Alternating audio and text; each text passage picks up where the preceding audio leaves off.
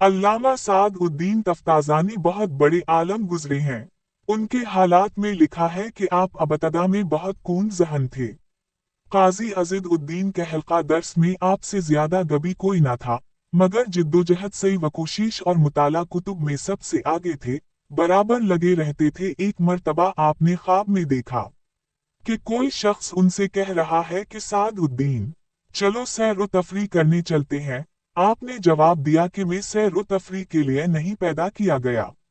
मैं इंतहाई मेहनत और मुताला के बावजूद किताबें नहीं समझ पाता।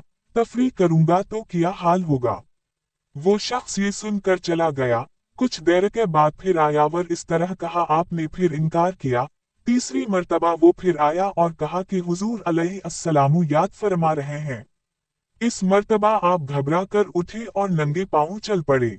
शहर के बाहर एक जगह कुछ दरख्त थे, वहां पहुंचे तो देखा कि हुजूर अलैहिस्सलाम सहाबा किराम रजी अल्लाह अन्हुम की एक जमात के साथ तशरीफ फरमा है। आपको देखकर हजूर सल्लल्लाहु अलैहि वसल्लम ने तबसम आमेज लहजा में इरशाद फरमाया कि मैंने तुमको बार बार बुलाया, तुम नहीं आए। साद उद्दीन ने अर्ज किया, हुजूर मुझे मालूम नहीं था कि आप याद फरमा रहे हैं।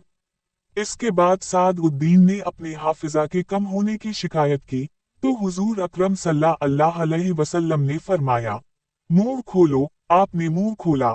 हुजूर ने अपना लाभ दहन आपके मुंह में डाला और दुआ देकर फरमाया कि जाओ।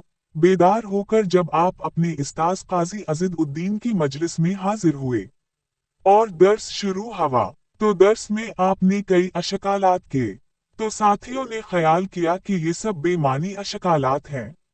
मगर उस्ताद तार गए और फरमाया, साद आज तुम वो नहीं हो जो इससे पहले थे। तो आपने ये पूरा वाकया सुनाया।